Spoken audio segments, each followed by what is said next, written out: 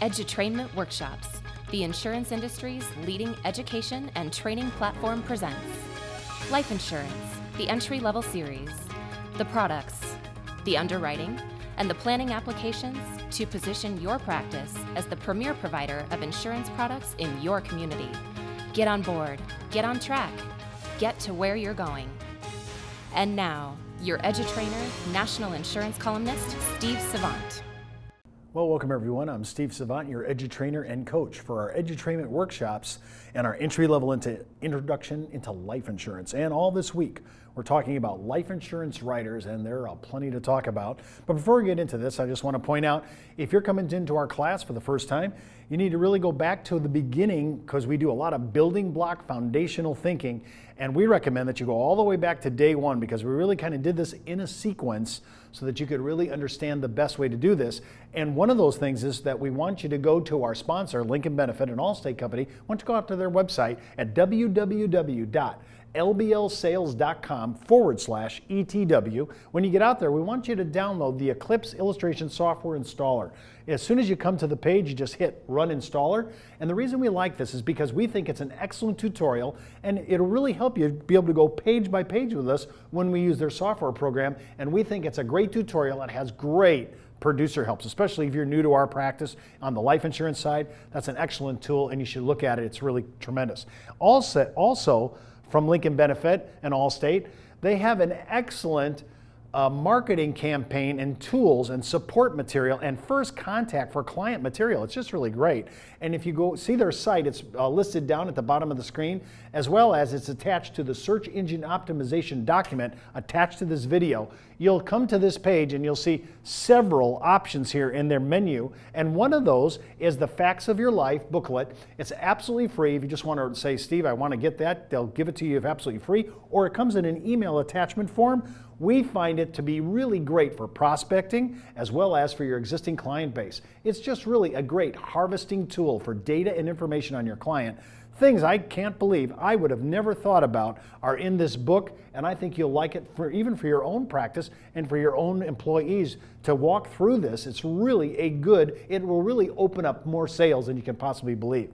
Also, they have excellent prospecting letters and postcards out here, already pre-approved by Allstate, and they're excellent. But heads up, if you're a registered rep with a broker-dealer, you're still going to have your compliance department okay your use of any of these. And also, if you're with an insurance agency that has similar compliance protocols, you're going to have to use client contact information. You're going to have that cleared before you go out there. But we think it's excellent. You'll get the idea of what they're doing. Great first contact tools. Then, if you say, Steve, I would like to really go back and watch some of these videos again, anytime you want to look at our videos, all you have to do is go out to www.brokersalliance.com. As soon as you come to our homepage, you'll see this big red button, On Demand Videos. All you have to do is click it. As soon as you click it, you're in not only the EduTrainer workshops, all 60 of them for life insurance, but as well as my weekend show called Welcome to the Weekend with Steve Savant.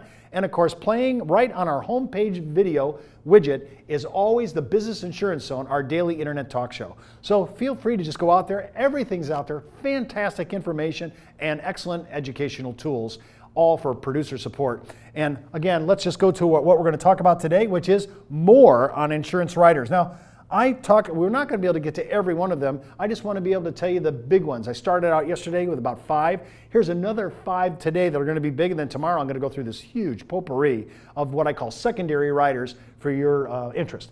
So let's go out to our whiteboard again. And the first thing I want to talk about today is a thing called critical illness. Critical illness writer. Wow, this is becoming quite popular. People don't ever think they're going to die so much, but they can see themselves having a critical illness. And one of those things it'll do is, let's say you may have a death benefit of $500,000. And they may say to you, if you have a critical illness and your doctor, and it's verified and it's approved, and remember, definitions are huge here, so you have to make sure, maybe you have a critical illness like cancer, or critical illness like a heart attack, a stroke, kidney failure, things of that nature. Instead of you being reimbursed for medical expenses, they don't do reimbursement. They will give you a percentage of this in an indemnification format. And what this would do means they may say you get 50% of this. I'm just using an example. Some contracts are actually more than this. They're going to front in a lump sum $250,000 in cash once your critical illness has been confirmed. And when you look at that, that's a single deposit off that rider. Now, critical illness riders, most of them cost money. You're going to have to weigh out the cost that I'm paying for this. Is it really good for that kind of benefit? And most of the time, if the definitions are really great, especially with the stronger and larger companies who have already been in mortality products, when they put it on their morbidity products, when they put it on their mortality products, it's excellent because these people actually have done math. They've already actually faced this with long-term care or disability, and they tend to be able to weigh this out better. And I noticed, again, you wouldn't have to submit your medical information or your medical rate for reimbursement. You're going to get, most of the time, a lump sum, and that will indemnify you for some of these periods that can really help during a critical illness. I think this is really becoming a big deal, and everybody, we're going to be living longer. It's not so, and so we're trying to protect what we think is the obvious or inevitable, some people say, some sort of critical illness. And even though we are eating better and so forth, things happen, and we just want to be able to prep for this. And part of one of the riders, the top riders that are being used right now, is critical illness. The next one I want to go through is one of the riders that I say that I use a lot, but it's the I call it the unthinkable rider, a child's rider.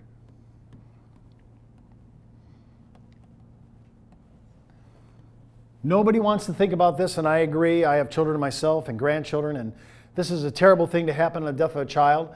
But many times we've put so much invested in our children and all these things, and if something ever occurred, a lot of people have we used to buy, some people buy what's called child unit riders. And they're a per thousand rate. They might be a 5,000 cap. Some may be up to 10,000. But some riders actually will let you put more on the child. And sometimes you have to decide, is it better to buy a rider at $25,000 or buy a policy, standalone policy on the child, and see the difference between the price tags on the rider itself, or no, I should have done a standalone policy. These are the kind of things where you have to just measure it and put them side by side. Again, I have so many of this already done. You say, Steve, I'd like to have that. And remember, we're giving away our life manual and our vocabulary, as well as in this whole week, we're giving away a rider feature, which actually explains carrier by carrier definitions and what they state in all the major riders. If you say, Steve, man, I've never seen that, believe you me, it's big and it's about 100 pages. We'll send it to you absolutely free. Just write me at thebiz@brokersalliance.com. That's THEBIZ at brokersalliance.com. Whether you want the life vocabulary, whether you want the life manual or our rider feature for this week. And remember, anything you've ever seen me use, generally I can get it to you. Say, hey, I was on this show, I saw this doc, can you send it to me? We'll send it to you. thebiz@brokersalliance.com. Now, another thing I'd like to look at is spousal riders. Now, there's a debate here, and I'm just going to try to hit it head on. In the old days, spousal riders were everything because father worked, mother didn't in a standard marriage situation. Today, it's changed. There's two phrases, and if you remember way back when we first started our class, I talked about the difference between dinks and dirks. But the thing that's actually the same is the D part, the DI part, which is dual income. And because dual income now, most mortgages are predicated on two earners, sometimes I've pulled away from the whole idea of spousal riders and to buy a separate contract for each person, father and mother. However, some people say, no, I like the price tag, I like one contract, I like kind of a single shingle mentality. I just want to go to one policy that includes everything. My children's riders are on there, my spousal riders on there, my main riders on there. But sometimes when I look at breadwinners, even when I'm looking at the math, sometimes the dual, because of dual income, I'm going to look at two separate, distinct policies. But I'm going to price it and look at it both ways.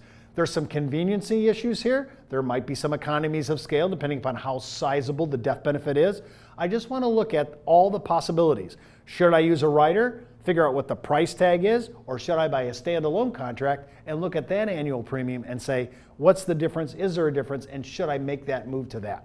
So when I'm looking at spousal riders, especially dual income, no kids or dual income raising kids, I'm going to look at both a standalone contract as well as a rider. Now my next rider I want to talk about is accidental death. Now think about this. This has been around forever. Accidental death, ADB, has been around forever. The thing about ADB is it's also one of the most profitable of all the riders. It only pays a death claim by accident, not by disease. So when I'm looking at ADB, sometimes a lot of people have measured out and said, well, because we don't see really that many term claims on term life insurance, and if they're going to happen by a car accident or some kind of transportation or a home accident.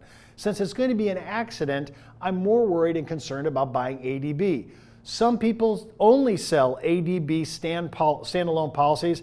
I don't really like that. I think you should cover both accidents and illnesses that could occur later on, especially if your family has a predisposition for cardiac or cancer, anything like that. But you could look at ADB, and there's a lot of ways to look at this. Accidental death benefit could be for a lot of different needs, and if I'm really trying to figure out how I can indemnify myself, I might want to put on, as an example, a $250,000 regular contract, which is fully underwritten, and it includes both disease and death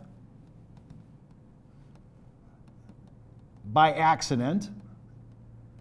And I'm going to do that, but maybe I'll do the rest of it, $750, I'll put on ADB. This is very profitable for carriers because the claims on ADB and the price tag is so alluring to clients that everybody wins on this. We really measured this out, and this is an excellent rider to put on, and it's one of the biggest riders we've ever had. So let's go to the next one. Again, this rider is the return of premium rider. ROP. Controversial. This is very controversial. Now, when I do return of premium rider, some people say, okay, you have to be in the contract for X amount of years, and then all the money you put into it, at the end of the term, you at least get all your money back. The gripe about this issue is you use the loss of money. In other words, I'm paying a little bit more to get my return of premium rider, but I could have had this money invested. Depends upon what you mean by invested. If you mean it was invested in something that has no exposure to beta risk, an investment like that, then we're looking today's number, you might be able to pull off maybe a 3% long-term annuity fixed rate, and that's a stretch. I'm probably thinking of the best one that's out there right now. So can you lose? You're going to be losing access to 3%, and the taxes on that. So if you're in the 30% tax bracket, you may be cleaning or netting 2%. You're going to have to measure, is the loss use of that money to pay for the ROP rider, yes or no? Is that a good economic viable plan? For people who really love return of premium rider, they really appreciate it because if they don't have a death occurring, they can use this rider, and that rider will actually position them to be able, they already know that money's coming back to me. All I have to do is hang tight for 20 years on my term platform, and I'm going to get all that money back. If I don't convert it, I'm just going to get it all back. And if I'm healthy, that's a great deal because all I lost was the use of the money during that time. And again, as I've said before, it's at this number that when you think about it, that is a pretty good deal. ROP rider, some of them are on permanent contracts, but most of them that I see that are really used today are pretty much on term. Now, remember, when you do a term spreadsheet, look at the bottom of the actual information. Does it say, is it excluding ROP riders, return of premium rider, or is it including it? Because it really makes a difference when you measure out on your term contracts which one's the better deal. So if you look at a spreadsheet, does it have ROP or does it exclude ROP? ROP could be a great choice for your client. This has been an EduTrainment Workshop, the educational division of the National Insurance Clearinghouse, the marketing arm of Brokers Alliance, and sponsored by Lincoln Benefit Life.